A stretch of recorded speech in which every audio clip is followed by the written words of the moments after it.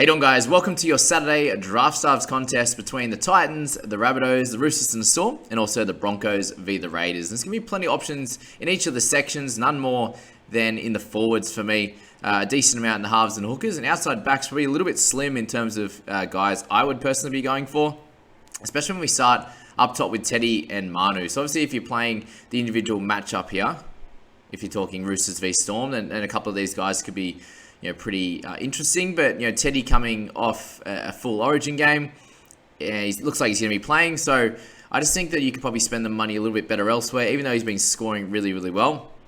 Again, if you're going the individual matchup, you can probably select him. But if you're going this overall selections, then Teddy probably a no from me. And if Manu's back to the centres, then I think you got to leave him out, unfortunately.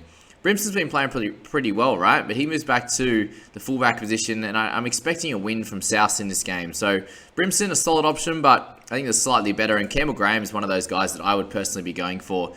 Really just hit super strong form that last game before Origin. Got plenty to prove, didn't get selected, and I think that he can get somewhere in that 40 to 80 zone this week. Obviously a big range, but a 15,700. You're not paying anything too crazy to pick up a nice score against the Gold Coast outfit who does let in a few tries. So that's that on that front. Cobbo, so with him, he's been superstar status the last 4 games, and it was great in Origin. So if he can come back and he should be playing the full 80 in this game, I think if he's recovered nicely, he should be able to come out and have a nice game against Canberra. But I'm expecting a fairly close game there. So Cobbo, a solid option for sure. Johnson's been really good lately as well. A couple of games where he scored multiple tries. If you want to go down that route, you can. Daniel Tupou, 12.790. He's been super consistent apart from a couple of weeks ago. So if he can get out and potentially get a try against Melbourne, then that would be great. But just be aware that it is against the Storm.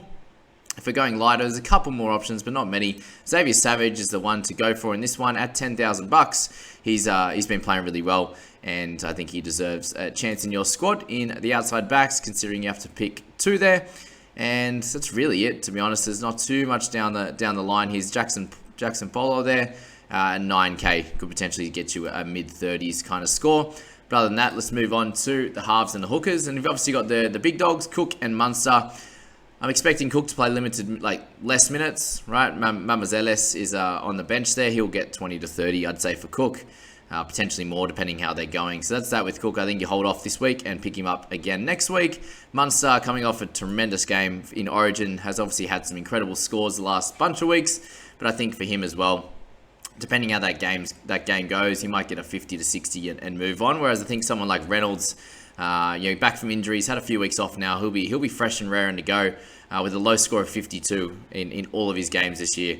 I think Reynolds is the guy to select this week. Jerome Hughes is another one that's very interesting, 18,500. Has had 3 lighter weeks in a row, but I think we can expect a 50 plus from him, having to step up in the absence there of Cam Munster and Grant, wanting to play potentially a little less minutes and maybe not get as involved and just play their role accordingly, with Hughes taking more of a shining light there.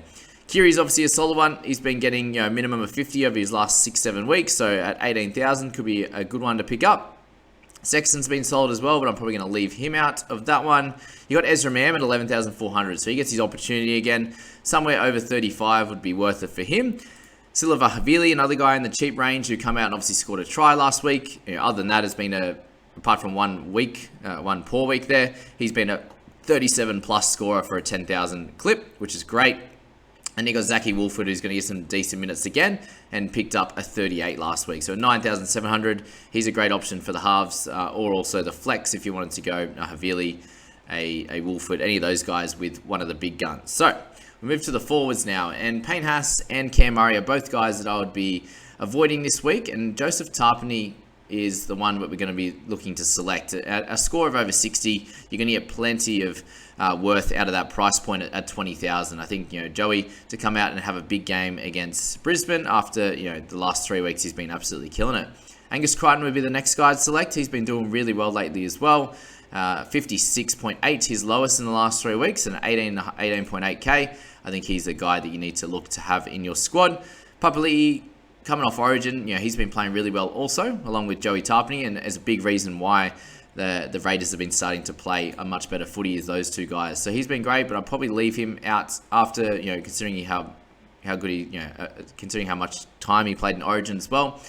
Siwa Takeoho at 16.6 thousand. He's been really dominant the last 5 weeks as well, a minimum of 45.5. You can get that at a minimum, you'll be happy as well.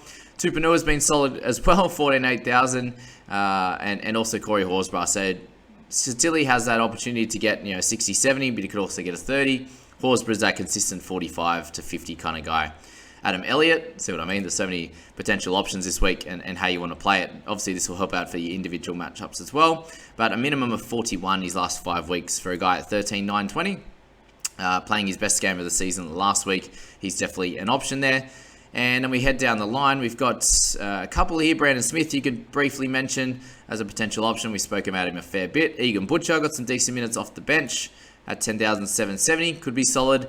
We then have Sam McIntyre, who came out and played the full 80 last week for 50 points. So you get him at 10,000 as well. And that, I believe, is all the options. Yes, correct. All right, so that's that, guys. I hope you enjoyed that video. Get plenty out of it. If you're playing the individual 3 matchups for your Saturday, then obviously there's plenty of options there that I've come up with as my best picks. I wish you all the best of luck and really enjoy your long weekend, guys. I'll see you for the Sunday video there.